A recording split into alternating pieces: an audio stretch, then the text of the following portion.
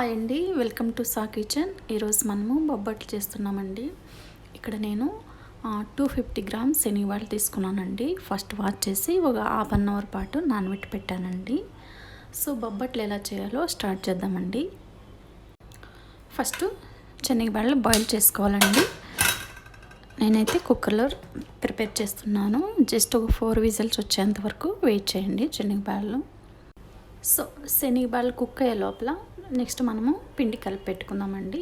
So శనగలు cook అయ్యే లోపల నెక్స్ట్ మనము పిండి మిక్స్ చేసి పెట్టుకుందామండి. ఇక్కడ నేను ఈట్ వచ్చేసి 2 కప్స్ తీసుకుంటున్నానండి. నెక్స్ట్ మైదా 1.5 కప్ అండి. Next half table spoon salt అండి. నెక్స్ట్ కొంచెం పసుపు వేస్తున్నానండి. నెక్స్ట్ ఆయిల్ అండి. నెక్స్ట్ తగినన్ని వాటర్ యాడ్ చేసుకుంటూ ఈ పిండి అంతా కూడా బాగా స్మూత్గా మిక్స్ చేసుకోవాలండి. చూడండి, పిండి అంతా గుర్తుగా ఇలా మిక్స్ చేసి పెట్టుకోవాలండి. ఒక 30 మినిట్స్ పక్కన పెట్టుకుంటే సరిపోతుందండి. సో మనకు శనగలు కుక్ అయిపోయినాయండి. నెక్స్ట్ వాటర్ అంతా కూడా ఎయిర్ బౌల్లోకి ట్రాన్స్ఫర్ చేసుకుందామండి.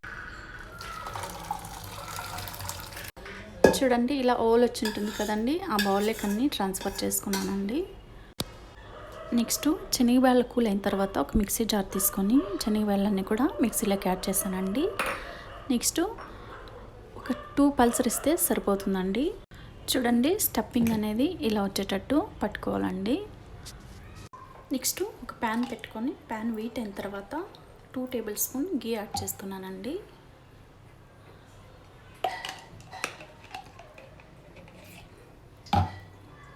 నెక్స్ట్ 250 గ్రామ్ శనగలు కదండి. సో ఇక్కడ నేను 250 గ్రామ్ బెల్లం తీసుకున్నానండి.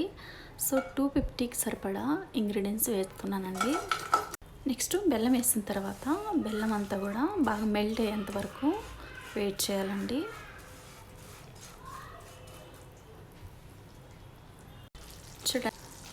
చూడండి, ఇలా మెల్ట్ అయ్యేంత వరకు వెయిట్ చేయాలండి.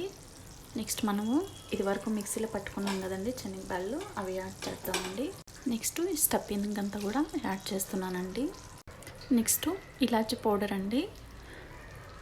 నెక్స్ట్ 1 కప్పు పచ్చి కొబ్బరి తురుము వేస్తున్నానండి, సన్నగా తురుము వేస్తున్నాను. నెక్స్ట్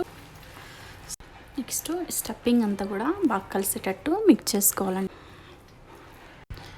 స్టఫింగ్ అంతా కూడా బాగా కలిసేటట్టు మిక్స్ చేసుకోవాలండి. నేను గీలో ఎందుకు ఫ్రై చేశానంటే బొబ్బట్లు ఒక 3-4 డేస్ వరకు మనం ఉంచుకోవచ్చండి, లేదంటే స్మెల్ వచ్చేస్తాయి కదా ఫాస్ట్గా. సో అందుకని నేను గీలో ఫ్రై చేస్తున్నానండి.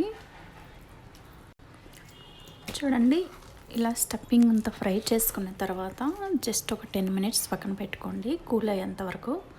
కూల్ అయిన తర్వాత నెక్స్ట్ మనము స్టార్ట్ చేద్దామండి బొబ్బట్లు. నెక్స్ట్ ఇలా చిన్న ఉండలు తీసుకొని మన చపాతీల మాదిరి రౌండ్గా రుద్దుకోవాలండి.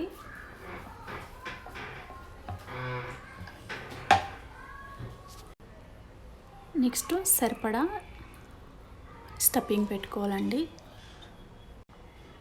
స్టఫింగ్ వేసిన తర్వాత ఇలా అంతా కూడా క్లోజ్ చేసుకోవాలండి.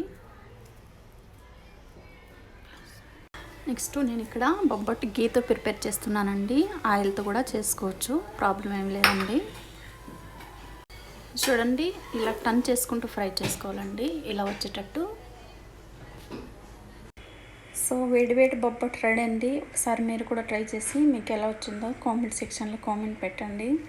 అలాగే ఈ వీడియో మీకు నచ్చినట్టయితే like, share, subscribe. Thanks for watching this video.